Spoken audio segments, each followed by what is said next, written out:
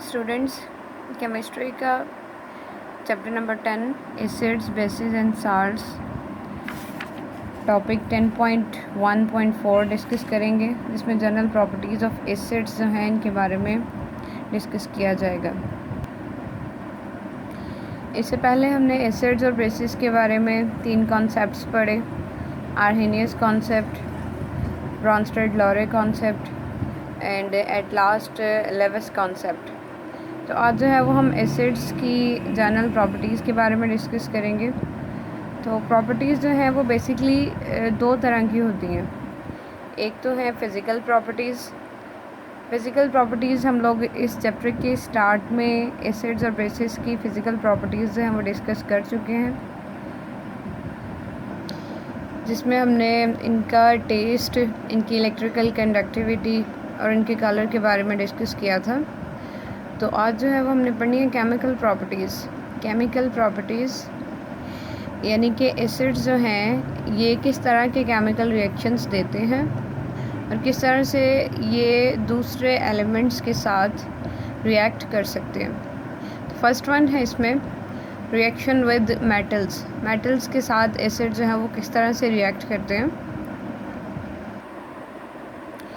Acids react explosively with metals like sodium, potassium and calcium. However, dilute acids like HCl, H2SO4 react moderately with reactive metals like magnesium, zinc, iron and aluminium to form their respective salts with the evolution of hydrogen gas. Acids जो है वो metals के साथ 2 तरह से react कर सकते हैं, मीन्स के एक्सप्लोसिवली यानी कि एसिड्स जब मेटल के साथ रिएक्ट करते हैं तो एक्सप्लोसिवली यानी कि धमाके से रिएक्ट करते हैं। सेकंड है मॉडरेटली।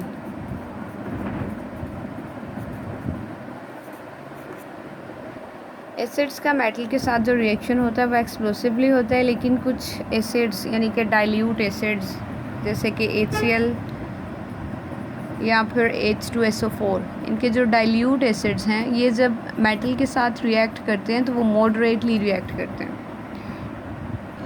और तीसरी बात इसमें ये कि एसिड्स जब मेटल्स के साथ रिएक्ट करते हैं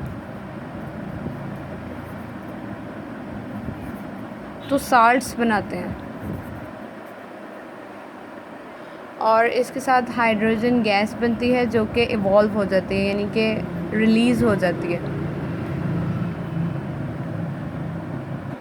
यानी कि मेटल्स के साथ जो एसिड का रिएक्शन है उसमें ये 3 बातें समझनी ज़रूरी हैं। एक तो ये कि एसिड्स जब मेटल्स के साथ रिएक्ट करते हैं तो एक्सप्लोसिवली रिएक्ट करते हैं, मीन्स के धमाके से। दूसरी बात ये कि डाइल्यूट एसिड जो हैं वो मॉडरेटली रिएक्शन देते हैं मेटल्स के साथ। तीसरी बात ये कि एसिड्स जब मेटल्स के साथ रिएक्शन करते हैं तो साल्ट्स बनता है, साल्ट्स बनते हैं और इसके साथ हाइड्रोजन गैस जो है वो इवॉल्व होती है।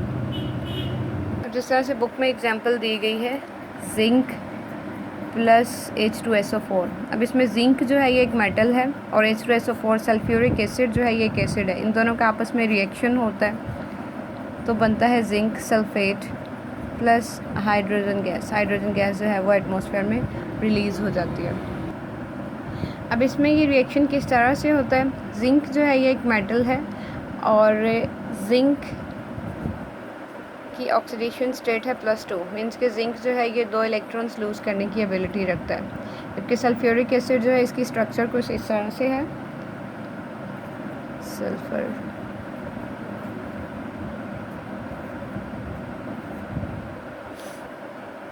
इसके अलावा 2 मॉलिक्यूल्स ऑफ हाइड्रोजन भी अटैच हैं, तो ये इस तरह से अटैच हो जाएगा।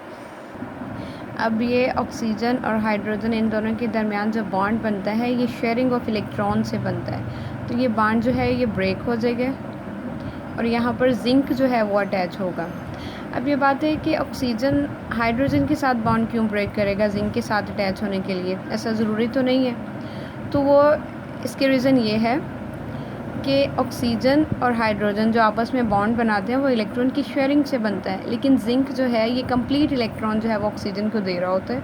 इसकी वजह से ऑक्सीजन और हाइड्रोजन के दरमियान बॉन्ड ब्रेक हो जाता है और एज अ रिज़ल्ट बनता है जिंक सल्फेट। सल्फ़र जो है ये ऑक्सीडेशन स्टेट है इसकी +6, यानी कि वैलेंसी इसकी 6 है और ये ग्रुप नंबर 6 से बिलोंग करता है। अब अगली बात ये कि हमें कैसे पता चलेगा कि कौन से एलिमेंट्स या कौन से कंपाउंड जो हैं वो साल्ट्स हैं। तो ऐसे कंपाउंड्स जिनके एंड पर SO4 आता हो, यानी कि सल्फ़ेट, वो साल्ट्स होते हैं। दूसरी बात ये कि जिनके एंड पर NO3 आता हो, यानी कि नाइट्रेट, वो भी साल्ट्स होते हैं। थर्ड ये कि जिनके एंड पर Cl यानी कि क्लोरीन आता हो, इसको रिप्रेजेंट किया जाता है क्लोराइड से, वो भी साल्ट्स होते हैं। ये थोड़े बहुत साल्ट्स के बारे में पहचान है कि ऐसे कंपाउंड्स जिनके एंड पर सल्फ़ेट आता है वो भी साल्ट्स को रिप्रेजेंट करते हैं। NO3 वाले भी, नाइट्रेट्स वाले जो हैं ये भी साल्ट्स को रिप्रेजेंट करते हैं, और क्लोराइड भी जिनके एंड पर आता है वो भी साल्ट्स को रिप्रेजेंट करते हैं। अब ये बनता कैसे है? सल्फ़ेट वाले साल्ट्स जो हैं वो किस तरह से बनते हैं? सल्फ्यूरिक एसिड के रिएक्शन से।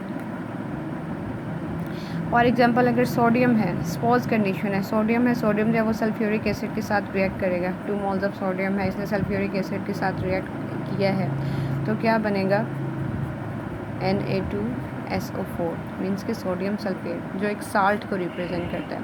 इस तरह से जो नाइट्रेट वाले साल्ट्स हैं ये HNO3 यानी कि नाइट्रिक एसिड के रिएक्शन से बनते हैं, और जो Cl वाले साल्ट्स हैं ये HCl यानी कि हाइड्रोक्लोरिक एसिड के रिएक्शन से बनते हैं। तो ये जो रिएक्शन है हमारे पास, जिसमें जिंक एक मेटल है, सल्फ्यूरिक एसिड के साथ इसका रिएक्शन हुआ जिसके नतीजे में बनता है जिंक सल्फेट। अब इसके एंड पर आ रहा है SO4, तो ये भी एक साल्ट को रिप्रेजेंट करता है। जिंक सल्फेट जो है ये एक साल्ट है, और साथ में हाइड्रोजन गैस जो है वो इवॉल्व होती है। नेक्स्ट जो बुक में एग्जाम्पल दी गई है उसमें है 2 मॉलिक्यूल्स ऑफ एलुमिनियम। एलुमिनियम जो है एक मेटल है और इसका रिएक्शन होता है 6 मॉलिक्यूल्स ऑफ हाइड्रोक्लोरिक एसिड। इसके नतीजे में जो हमारे पास प्रोडक्ट बनती है aluminium chloride plus hydrogen gas जो कि एटमॉस्फेयर में रिलीज़ हो जाती है। Page number 27। अब इस प्रोसेस में भी जो एलुमिनियम है इसकी ऑक्सीडेशन स्टेट होती है +3, और इसमें जो HCl के दरमियान जो बॉन्ड है वो ब्रेक आउट हो जाता है, और जब ये बॉन्ड ब्रेक होता है तो 6 हाइड्रोजन जो हैं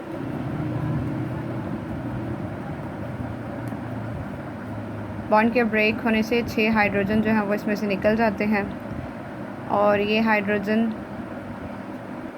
आपस में शेयरिंग कर लेते हैं एक इलेक्ट्रॉन से। इसके नतीजे में H2, इसी तरह से ये 2 इलेक्ट्रॉन्स भी आपस में इलेक्ट्रॉन्स की शेयरिंग कर लेते हैं, H2 बनता है। सिमिलरली ये दोनों हाइड्रोजन भी इलेक्ट्रॉन्स की शेयरिंग कर लेते हैं, जिसके नतीजे में H2 बनता है, और ये तीनों मीन्स के 3 मोल्स ऑफ हाइड्रोजन जो है ये रिलीज़ हो जाते हैं। इसी तरह से एलुमिनियम जो है ये 3 इलेक्ट्रॉन्स डोनेट करने की एबिलिटी रखते हैं। 2 एलुमिनियम्स हैं, यहाँ पर जो 6 Cl हैं, 6 क्लोरीन है, वो इनके साथ आके अटैच हो जाते हैं,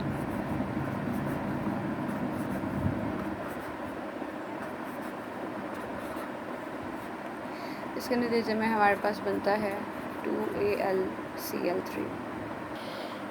यानी कि मेटल्स के साथ जो एसिड्स का रिएक्शन है वो या तो एक्सप्लोसिव होता है या फिर मॉडरेट रिएक्शन होता है। इसके अलावा जब मेटल्स एसिड्स के साथ रिएक्ट करती हैं तो हाइड्रोजन गैस इवॉल्व होती है और साथ में कोई भी सॉल्ट बनता है।